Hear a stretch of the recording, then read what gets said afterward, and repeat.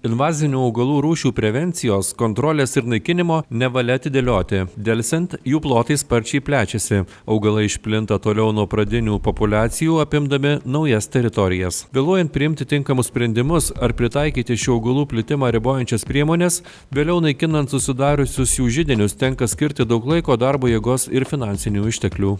Invazinių augalų rūšių prevencija – patikimiausias ir pigiausias būdas apsaugoti teritorijas nuo neigiamo invazinių augalų rūšių poveikio aplinkai, ekonomikai ir žinoma žmonių sveikatai.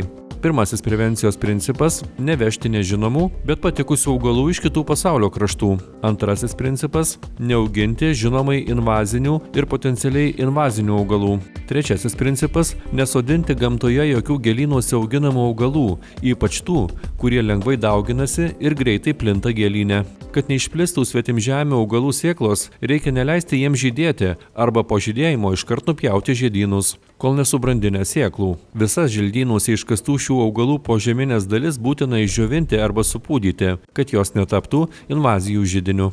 Invazinių augalų rūšių populiacijų kontrolė yra vienas iš pirmųjų ir labai svarbių žingsnių, kuriuo paprastai siekiama pristabdyti plitimą, kad augalai neužimtų naujų plotų. Pirmiausia, kontrolė turi būti taikoma toms invazinėms rūšims, kurios dar mažai paplitusios, bet yra pavojingos regiono mastu. Kontrolė nuo naikinimo skiriasi tik tuo, kad kontroliuojant populiaciją, stengiamasi užkirsti kelią augalų dauginimuisi ir plitimui. O pagrindinis naikinimo tikslas – kiek įmanoma sumažinti populiaciją arba ją visiškai sunaikinti. Invazinių augalų rūšys naikinamos mechaninėmis ir cheminėmis priemonėmis. Pradėjus vykdyti naikinimo priemonės, jos turi būti tęsiamos kasmet tol, kol teritorijoje bus sunaikinti visi tos rūšies invaziniai augalai. Varėnos rajono savivaldybėje buvo atrinktos teritorijos, kuriuose invazinės rūšis siekiama išnaikinti ar bent sustabdyti jų plitimą. Varėnos rajono savivaldybės teritorijoje atlikus invazinių augalų rūšių kartografavimą buvo nustatytos 4 labiausiai paplitusios ir keliančios didžiausią pavojų augalų rūšis. Tai yra bitinė sprigė, dygliaveisis virkštenis, uosialapis klevas ir kanadinė rykštenė. Numatyta šiuos augalus išnaikinti. Jei šie augalai nebus naikinami, tai jie sukels didelius ekonominius nuostolius, didelius nepatogumus žmonėms, taip pat gamtai.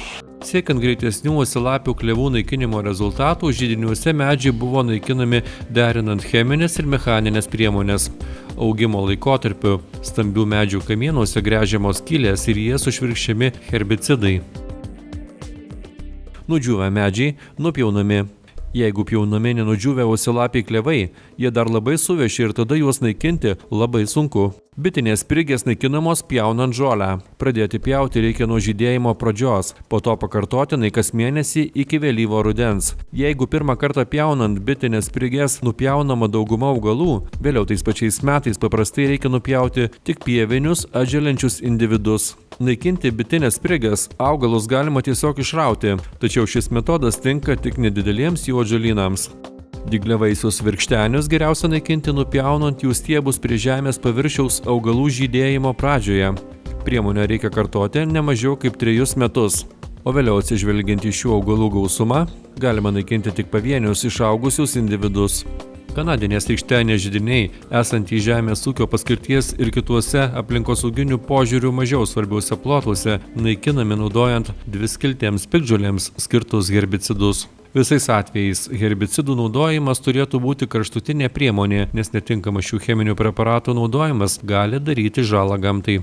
Analogiški invazinių augalų židinių naikinimo darbai buvo atliekami Baltarusijoje Gardino rajone. Atrinktose teritorijose buvo naikinamos kanadinės rykštenės ir uosialapiai klevai. Kanadinės rykštenės naikinamos pjaunant žolę iki žydėjimo. Taip nualinami augalai greičiau sunyksta. Uosialapiai klevai išpjaunami ir išraunami su šaknimis. Svarbus invazinių augalų naikinimo darbai buvo atlikti ir Oziorai Respublikinio kraštovaizdžio draustinio teritorijoje. Tvarkomuose plotuose buvo išnaikintos invazinės augalų rūšys, kurios gali padaryti žalą natūralioms buveinėms. Saugomose teritorijose invazinių augalų naikinimo priemonės parenkamos individualiai, taikant aplinkai draugiškiausią ir gamtos vertybėms mažiausiai kenkiantį būdą. Mes dabar esame prie Griovos upelio, Uciekos geomorfologiniam draustinį Dzūkijos nacionaliniam parke.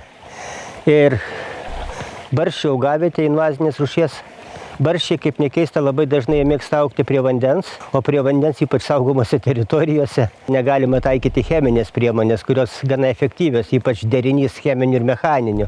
Ir už tai čia šitoje vietoje mes pasirinkom tiesiog mechaninį būdą, kad nukamuoti tą barštį, kad jisai čia per laiką išnyktų, nes čia visai netoli apie kilometras iki Nemuno ir yra toks pavojus, kad po truputį tas barštis galėtų pasiekti Nemuną ir tada jo pakrantėmis išplisti. Už tai pasirinkta šita vieta, čia apie 0,5 hektaro yra.